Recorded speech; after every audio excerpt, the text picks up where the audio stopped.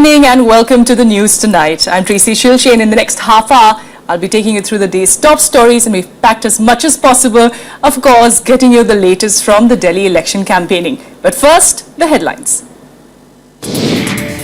Home Secretary Anil Goswami likely to be removed after being charged that he tried to stall the arrest of Congress leader Matang Singh in the Sharda chit fund scam.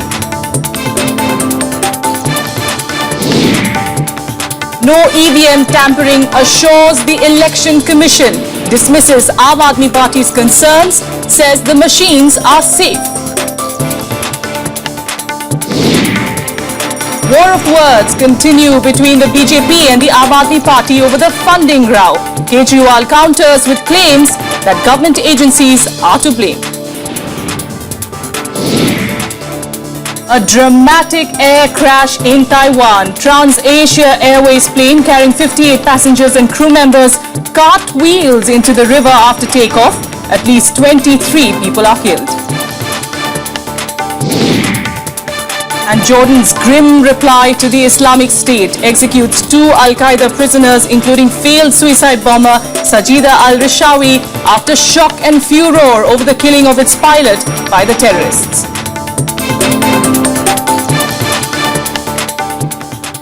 Our top story, the central government is all set to remove Home Secretary Anil Goswami, according to media reports. Home Minister Rajnath Singh has reportedly recommended Goswami's removal after an hour-long meeting with him. Goswami is alleged to have tried to stall the arrest of Congress leader Matang Singh in connection with the multi-crore Sharda chit fund scam. Goswami had allegedly called a CBI official on the phone after the agency arrested Matang Singh in Kolkata on Saturday. Matang Singh is charged with selling a television channel that never went on air to Sharda Group chairman Sudipta Sen for 28 crore rupees.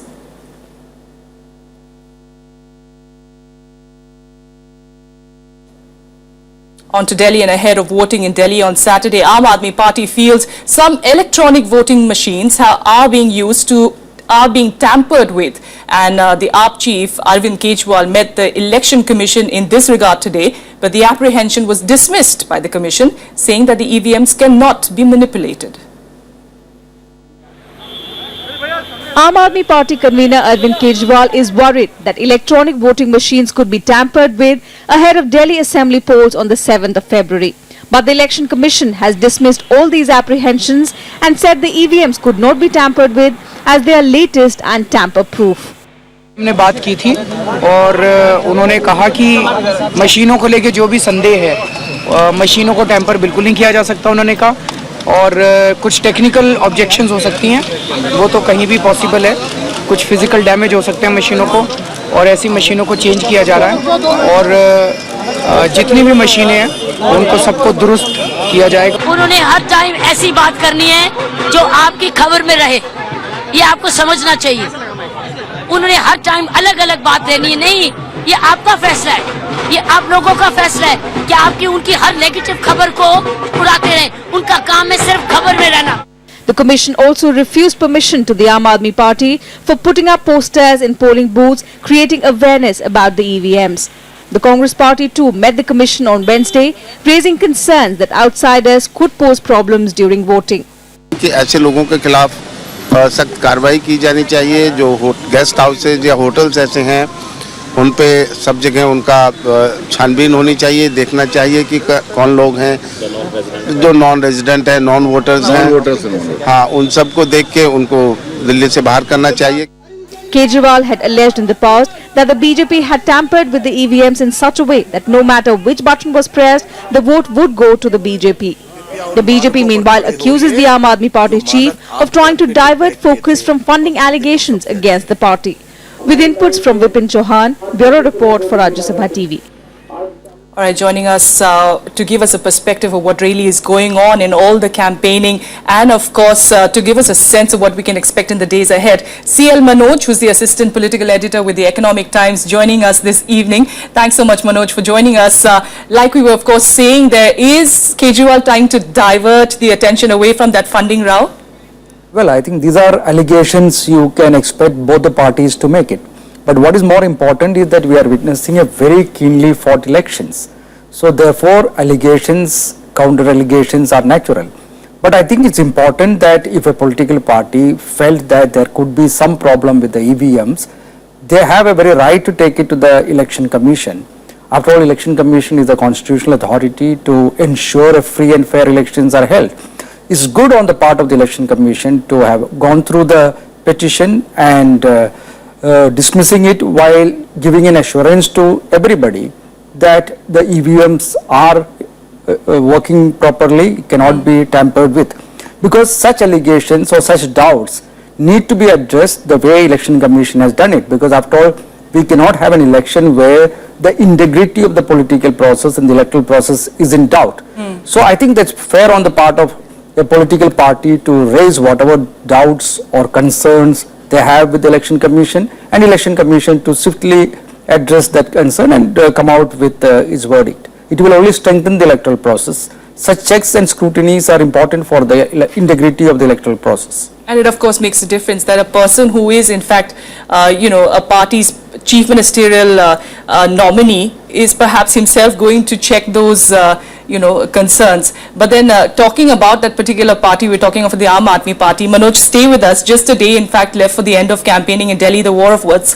Of course, like we said earlier, over dubious funding escalating between the main rivals in Delhi as the BJP and the Aam Aadmi Party traded barbs. The controversy rekindled the debate on transparency in political funding.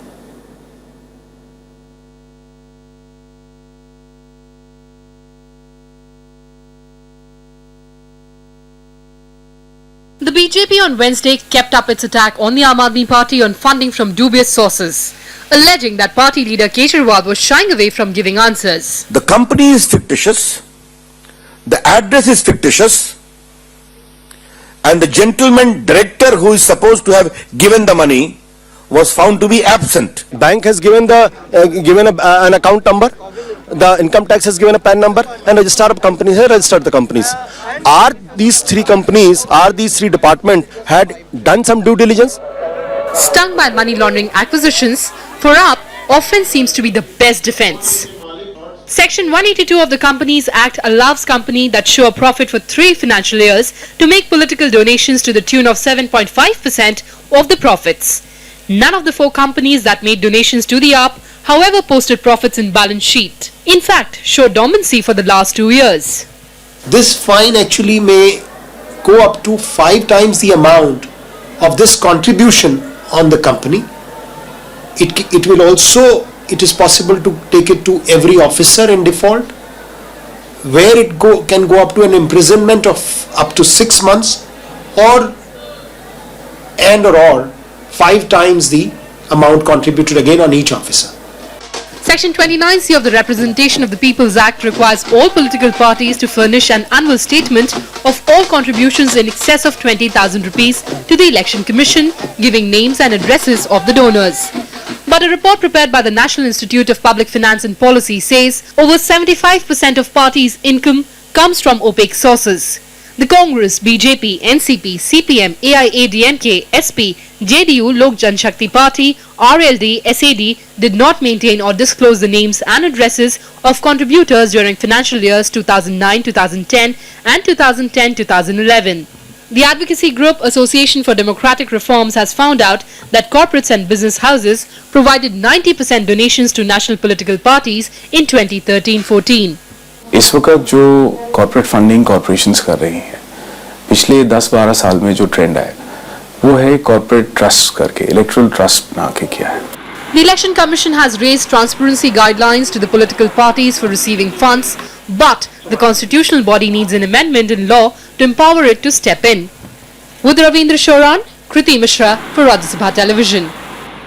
CL Manoj of the Economic Times continues to be with us. Manoj, talking about this particular funding route that we're seeing in these elections, do you think the BJP taking on, of course, Aam Aadmi Party, but at this point of time, it seems to have come back to bite them?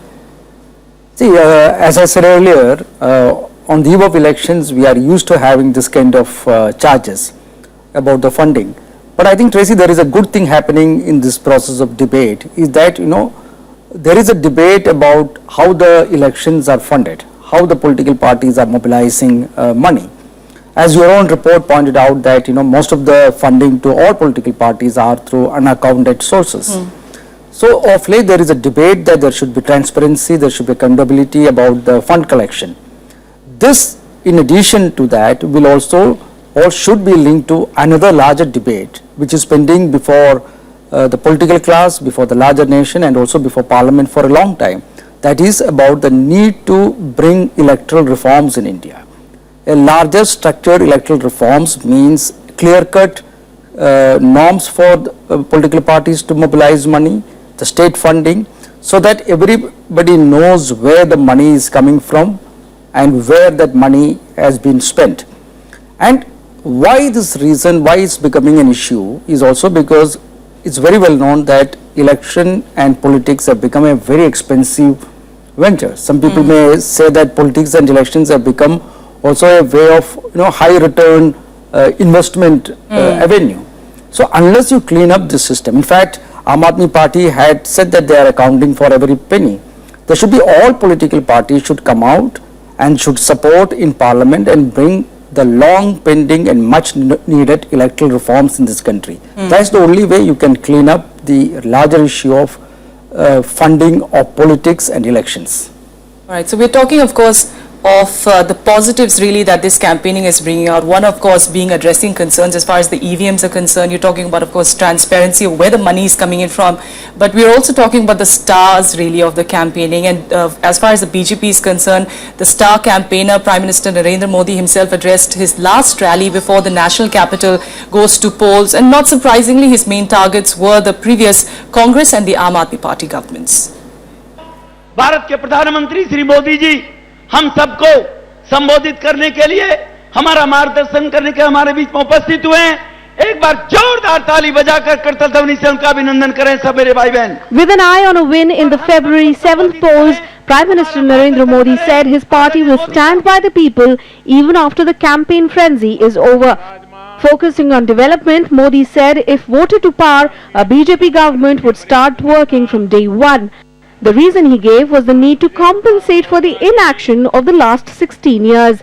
और जो अपने आप को नेक दिल बताते थे, ईमानदार बताते थे, उनका कच्चा चिट्ठा खुल गया भाई. किस प्रकार के लोग हैं, बातें कैसी करते और कारनामे कैसे करते हैं.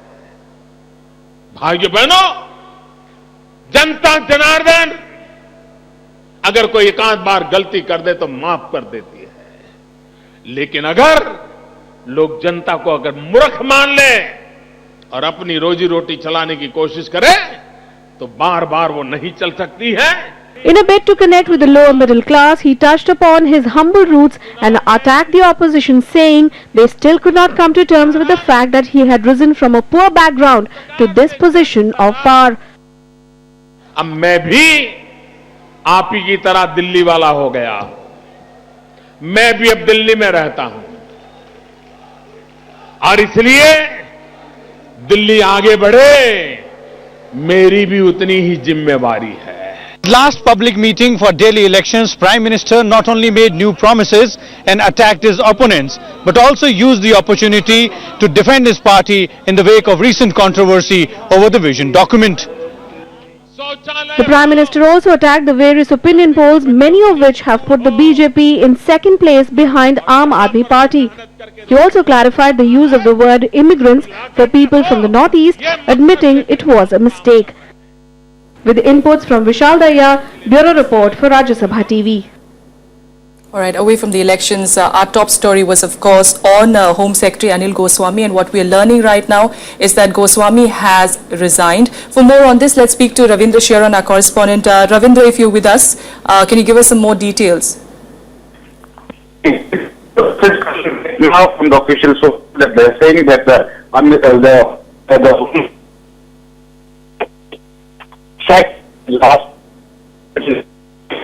the reason for that he was found accused. He was found allegedly involved in to help Matan Singh, who was the promoter of the Focus TV, and his name was erupted in the Sharda scam. Also, Anil Goswami was summoned today earlier in the day by the PMO, and the Home Minister also summoned him.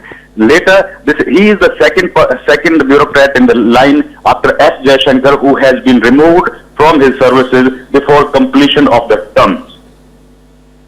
All right, Ravindra, can you also give us an idea how significant really is this particular development? Like you were, of course, pointing out, this was kind of in the offing, considering that hour-long meeting that he had earlier today.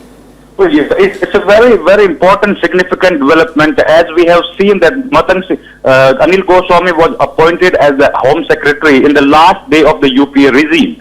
He was very close to the UPA regime, and Matan Singh, as I told you, Matan Singh was a Congress leader, and he was accused of helping. Allegedly, he was accused of helping Matan Singh. This is the reason that he has been sacked today. It shows that the Congress, the BJP, is now trying to clear the way for the bureaucrats and the officers who were basically the supporter of the BJP, or who the BJP has a soft corner for the officers. All right, Ravindra, thanks so much for joining us with this big news that you're getting us this evening. And of course, thank you to CL Manoj as well for joining us and giving us, a perspective into the Delhi elections. And of course, we'll have to wait and see what eventually happens on Saturday. We'll take a quick break here. Be back with more news. Stay with us.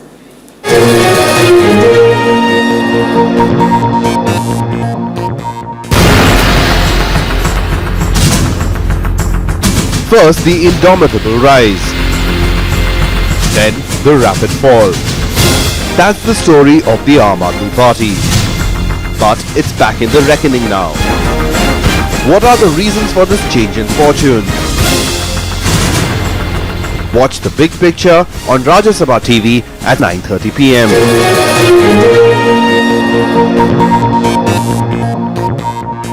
Welcome back to News Tonight. All right, let's get you a latest update on the swine flu situation, which has claimed 15 more lives in the last 24 hours in the different parts of the country. 10 people were reportedly dead in Rajasthan. 2 deaths due to the H1N1 virus were reported from Bikaner and Ajmer each, while 1 person each died in Jaipur, Barmer, Kota, Udaipur, Banswara and Chittorgarh. 39 out of the 33 districts in the state have been afflicted with a deadly disease. Chief Minister Vasundhara Raje has ordered the setting up of a task force at the district, division as well as state levels to contain the spread of the disease and create awareness. Besides Rajasthan, 3 deaths were also reported from Gujarat, while 1 was killed in Punjab. Mumbai also recorded its first swine flu death on Tuesday.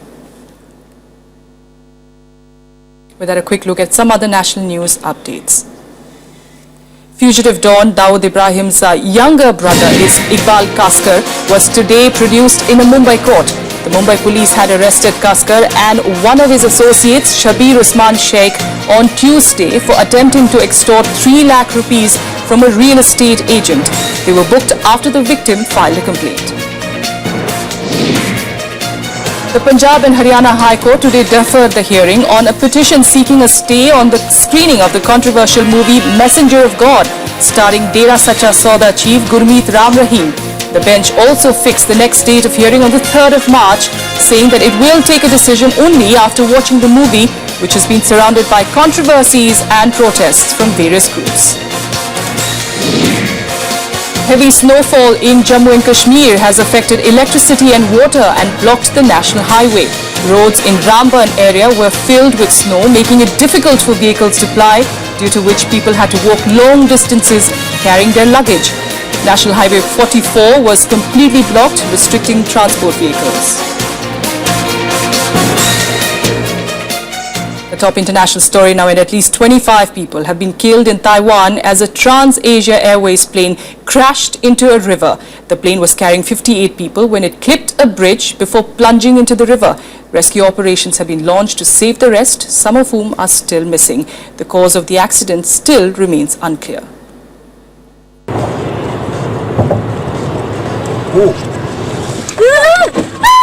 These dramatic footages went viral soon after the fatal crash in Taipei on Wednesday morning. A Trans-Asia Airways plane crashed with all 58 people on board before clipping a vehicle and a bridge.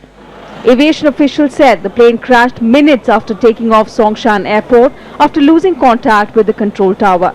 A rescue operation was launched soon after. While at least 15 people were pulled out alive, more than 20 remain missing.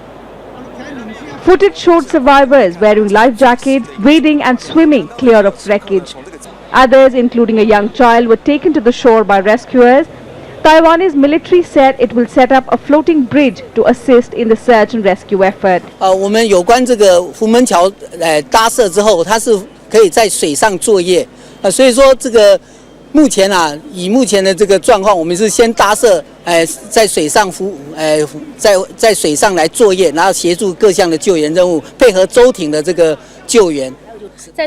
The black boxes from the plane had been recovered, but the cause of the accident is still not clear. However, according to an air traffic control recording, one of the pilots had flagged engine flame out moments before the crash. Trans-Asia Airways Authority said the cause of the crash is under investigation. 我首先代表复兴航空，在这边再一次的为，那我想在复兴从去年年中之后在所有的这个飞安管理上面也接受局里的一个深度的一个检查。那目前其实都在不管是航机务这个飞安的体系方面，都是有接受很严格的这样的一个规范。 This was the second serious incident involving a Trans-Asia Airways plane in a few months after another flight operated by the domestic airline crashed in July during a storm, killing 48 people. Bureau Report, Rajya Sabha TV. Jordan executed 2 Al-Qaeda prisoners by hanging today after Islamic State militants burned alive the country's captured fighter pilot. The 2 prisoners included the would-be female suicide bomber whose release was demanded by the militants in exchange of the Jordanian pilot's life. The executions came hours after the IS posted a video appearing to show pilot Muaz al-Qasasbeh being burned alive, triggering global outrage. A man resembling Jordanian pilot Muaz al-Qasasbeh stands in a black cage before being set ablaze. He wears orange clothes similar to those worn by other foreign Islamic State captives who have been shown in brutal videos over the last few months. Incidentally, the video appeared at a time when Jordan's King Abdullah met US lawmakers for a deal against the terror group. Jordan prepared for a strong response after protests erupted over the killing. الوقوف صفا واحدا وإظهار معدن الشعب الأردني الأصيل في مواجهة الشدائد والمحن والتي لن تزيدنا إلا قوة وتلاحما. قول لكم الخير بالخير والبادي أنفع والشر بالشر والبادي أضر. And the reply was prompt and tough. 2 Al-Qaeda captives, one of them a female suicide bomber, were executed by hanging. Islamic State has demanded release of the female bomber to free the Jordanian pilot. UN joined in global condemnation of the latest gruesome act by the Islamic State group. Condemns the killing of Jordanian Royal Air Force pilot Muaz al-Qasasbeh by Daesh, a terrorist organization with no regard for human life. The pilot was captured after crashing during an anti-IS mission over Syria in December. This is the 3rd killing by Islamic State within weeks of the beheading of 2 Japanese hostages. Special prayers were held in Jordan to mourn the death of the pilot. Bureau Report, Rajya Sabha TV. And now let's get you all the other international news and updates in Global Buzz. Greece received a guarded welcome for a debt deal ahead of their talks with EU creditors. Greek Finance Minister Yanis Varoufakis has reportedly suggested a new deal for exchanging debt with bailout creditors. The Greek government has also said that it would refuse new loans from the EU and the IMF, prompting questions about how it would finance itself. The radical left Greek government was elected on a pledge to end austerity. North Korea has refused to negotiate with the United States and threatens to strike back using all its military resources. North Korea has raised tensions ahead of its annual joint military drills by the US and South Korean forces. However, Kim Jong-un's regime has accused the US of inching close to igniting a war of aggression.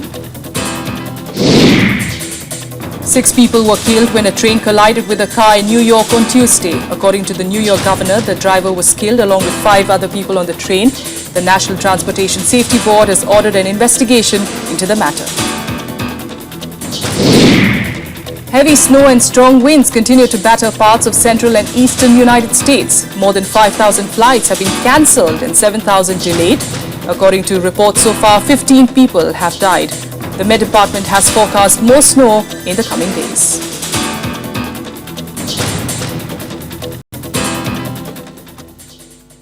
And now let's get you all the news from the 35th National Games in this segment. In squash, the seasoned duo Joshanna Chinnappa and Saurav Ghoshal clinched the individual gold. In women's singles, Joshanna Chinnappa did not have much trouble in defeating Lakshya. Lakshya are 11-15, 11-8, 11-4 in the final. In the men's section, Asian Games gold medalist Saurav Ghoshal won 4-11, 11-4, 11-8, 11-6 to walk away with the top honours. Gurpreet Singh of the services claimed the gold medal in the 25-meter standard pistol event in the National Games. Gurpreet in fact shot a total of 572 points ahead of Mahendra Singh of Madhya Pradesh, who finished with a silver medal. Olympic silver medalist Vijay Kumar had to settle for bronze. Jain Singh continued his good form as he claimed another gold medal in the rifle shooting category. Jain Singh beat Akhil Sharan of Uttar Pradesh to win the 10 meters air rifle shooting event today. He had won the 50 meters rifle thrown event yesterday. And Manipur's Geeta Devi won the gold in women's 69 kilograms weightlifting event. Geeta defeated Lalchan Himi of Mizoram and Aruna Rani of Andhra Pradesh, who won the silver and bronze in the event.